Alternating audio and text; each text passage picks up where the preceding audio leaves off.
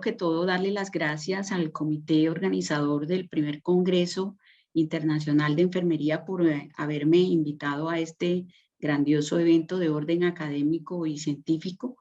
El nombre del tema del cual les voy a hablar hoy son de las estrategias encaminadas a disminuir la aparición de eventos adversos asociados al uso de sustancias inotrópicas y vasoactivas. Este es el cronograma que vamos a manejar en el día de hoy.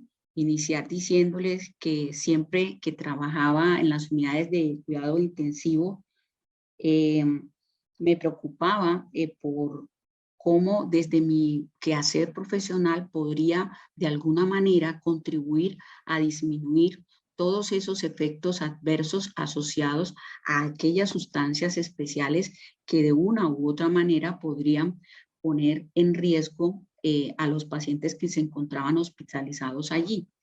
Es por eso que me imagino que de hecho todos sabemos que la unidad de cuidado intensivo son sitios hospitalarios donde ingresan pacientes con un gran compromiso hemodinámico, donde existen 4 principales causas de ingreso e inclusive de muerte y mayor mortalidad. Estas son las enfermedades cardiovasculares, las enfermedades cerebrovasculares, las enfermedades oncológicas y la sepsis. En una gran mayoría de estas enfermedades, el uso de sustancias inotrópicas tiene como objetivo fundamental mejorar la contractilidad miocárdica y la presión de perfusión de los tejidos. La administración de estos medicamentos o de estas sustancias exógenas son responsabilidad de los profesionales de enfermería. Por tanto, el uso inadecuado de estos agentes puede aumentar la prevalencia de eventos adversos. En la actualidad, por ejemplo, existen enfermedades cardiovasculares también llamadas enfermedades crónicas no transmisibles y los trastornos metabólicos agudos, que son la principal causa de mortalidad en el mundo. Según la Organización Mundial de la Salud, en el 2015, 17.7 millones de personas a nivel mundial fallecieron por causas asociadas, lo que representó para esa época un 31% de las muertes registradas a nivel global. En Colombia, por ejemplo, la enfermedad cardiovascular, el evento coronario y la sepsis constituyen una de las primeras causas de muerte e ingreso a las unidades de cuidado intensivo. Podríamos también establecer que, de acuerdo a la Organización Mundial de la Salud, la mayoría de los eventos adversos en las unidades de cuidado intensivo se relacionan con la administración de sustancias inotrópicas y vasoactivas, en el que 7 de cada 10 pacientes ingresados a unidades de cuidado intensivo requieren de la administración de estos agentes farmacológicos. Según el Ministerio de Salud, la incidencia de eventos adversos en las UCI es alta. Por ejemplo, se ha demostrado que solo en un día ocurren aproximadamente 2 errores por paciente en estas unidades. En la actualidad, existen pocos estudios relacionados con el cuidado de enfermería y el nivel de conocimiento en cuanto a la administración de sustancias inotrópicas y vasoactivas. Además de que se ha demostrado que la mayoría de los profesionales que aplican estas sustancias lo hacen de manera general, solo a partir de guías y de protocolos, sin tener en cuenta el seguimiento continuo, los análisis de situaciones de enfermería y de pensamiento crítico y reflexivo. Por tanto, el objetivo de esta revisión es describir las acciones de enfermería en la administración de sustancias inotrópicas y vasoactivas en unidades de cuidado intensivo para la prevención de efectos adversos o de eventos adversos asociados a partir del conocimiento de variables farmacocinéticas y farmacodinámicas de las sustancias mencionadas anteriormente. Entonces, ¿por qué es importante establecer estas estrategias? O sea, ¿cuál es ¿Cuál es el interés que tenemos los profesionales de enfermería por disminuir la aparición de eventos adversos asociados a estas sustancias en unidades de cuidado intensivo? Según la red IBIAS, que es la red pionera en la seguridad del paciente en Latinoamérica, se han establecido unas variables importantes, y es que la mayoría de las lesiones ocasionadas en las unidades de cuidado intensivo son lesiones asociadas al cuidado de la salud, que la población o que la mayoría de la población de pacientes hospitalizados en UCI, en urgencias y en servicios de cirugía generalmente tienden a tener mayor deterioro hemodinámico, y que el riesgo de mortalidad aumenta 3 veces más con el uso de agentes especiales, tales como los inotrópicos y los vasoactivos, que se administran en sitios de alta complejidad que requieren necesariamente de tecnología de punta y de la participación activa del equipo multidisciplinario, donde enfermería juega un papel fundamental a través del cuidado a partir de 4 ejes temáticos que son fundamentales. Uno de ellos es la valoración del paciente con un enfoque holístico, del entrenamiento especializado y de la investigación y de la responsabilidad ético y legal, sobre todo cuando se administran sustancias o infusiones de medicamentos especiales que, cuando se usan de manera inadecuada, podrían aumentar la morbilidad y la mortalidad, además de mayor estancia hospitalaria y costos económicos para las instituciones prestadoras de los servicios de salud. Y entonces se plantearon desde ese punto de vista 4 estrategias.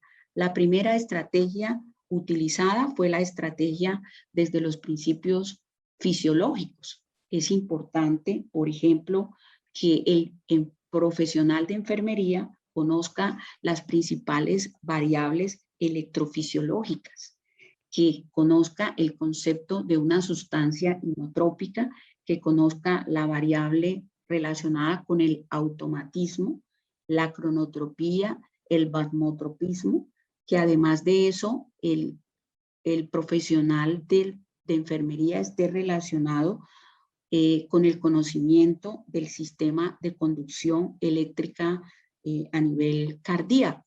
¿Para qué? Para poder con exactitud conocer este concepto que hoy en día juega un papel fundamental en estos pacientes en condición de vulnerabilidad, que son los inotrópicos y los vasoactivos.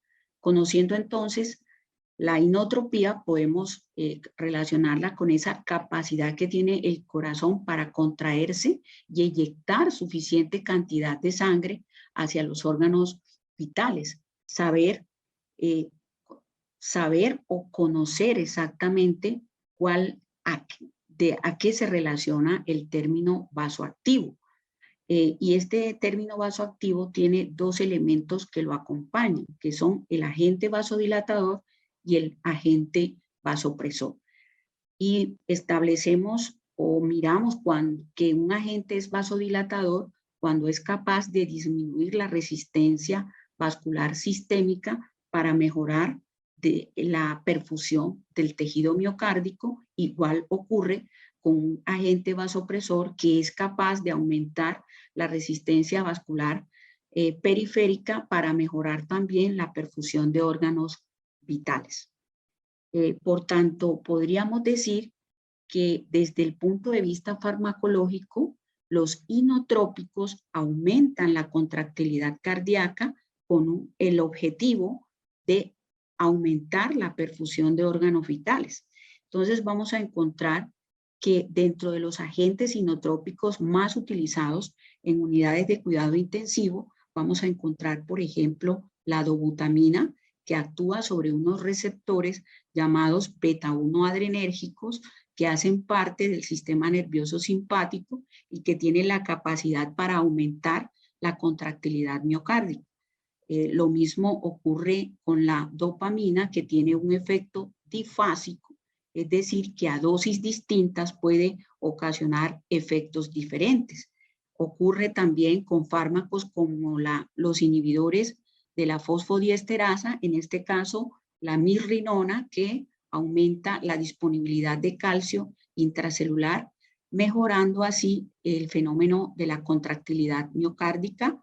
Y tenemos otros fármacos importantes como el levosimendan y los glucósidos digitálicos que hoy en día prácticamente han caído en la historia de la farmacología.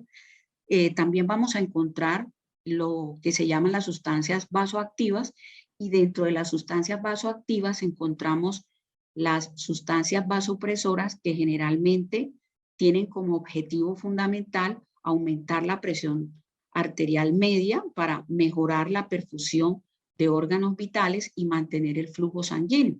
Y encontramos también los vasodilatadores, que disminuyen la resistencia vascular sistémica, y dentro de estos fármacos vamos a encontrar, por ejemplo, el uso de la nitroglicerina, el uso del nitroprusiato de sodio, que tiene unas características clínicas farmacocinéticas y farmacodinámicas bien interesantes, que deben ser conocidas por los profesionales de enfermería en aras a disminuir la probabilidad de efectos adversos o de eventos adversos. Vamos a encontrar también sustancias como el labetalol, que crea ciertos fenómenos asociados a la tolerancia farmacológica, por lo que después de 12 horas generalmente tenemos como profesionales de enfermería que saber que estos fármacos deben ser reemplazados porque su efecto farmacológico disminuye. Encontramos otras sustancias como el esmolol y el enalaprilat también.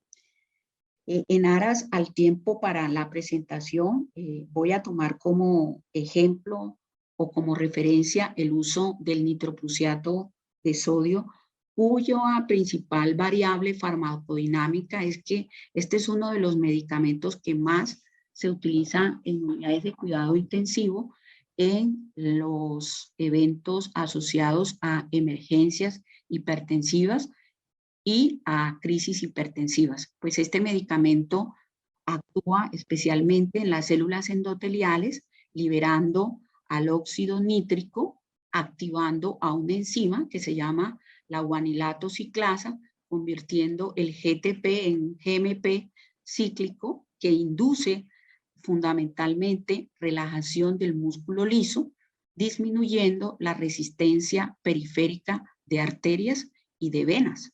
Ahora, a partir de estas variables farmacodinámicas es importante ciertas acciones de los profesionales de enfermería. Una de ellas es, por ejemplo, la elección de una vena de gran calibre, la instalación de un catéter arterial para monitoreo continuo de la presión arterial. Yo siempre le digo a mis estudiantes que un buen enfermero generalmente coloca o deja a su paciente con la menor cantidad de fármaco vasoactivo o vasopresor en aras a disminuir su mortalidad o su morbilidad. Que estos fármacos como el nitroprusiato sean diluidos en líquidos dextrosados. ¿Por qué? Porque el pK de la solución disminuye, y al disminuir el pK de la solución generalmente disminuye aquel parámetro farmacocinético tan importante que es la concentración mínima efectiva, lo que hace que el efecto farmacológico pueda disminuir progresivamente. Además, es importante con respecto a este fármaco observar la estabilidad, por lo cual la mezcla del medicamento debe cambiarse por lo menos cada 6 horas para evitar que la vida media del medicamento decrezca. Es decir, ¿qué es la vida media? Es el momento en que el fármaco disminuye al 50% de su concentración plasmática inicial, teniendo en cuenta además que este medicamento también se asocia a fenómenos de tolerancia farmacológica, es decir, que muy probablemente cuando utilizamos este fármaco, después de 24 o de 48 horas, el efecto farmacológico también va a decrecer. ¿Por qué? Porque este fármaco generalmente se metaboliza a nivel hepático y después de 24 horas produce un tipo de intoxicación que se llama la intoxicación por tiocianatos, que induce acumulación de cianuro a nivel hepático, produciendo finalmente episodios graves de falla renal. Por lo que la evaluación continua de estos efectos indeseables son necesariamente acciones relacionadas con los profesionales de enfermería. La tercera estrategia consiste en la estrategia desde el cuidado directo, en la cual es importante la preparación de la mezcla, que el enfermero conozca el término reconstitución y sepa aplicarlo en la práctica clínica.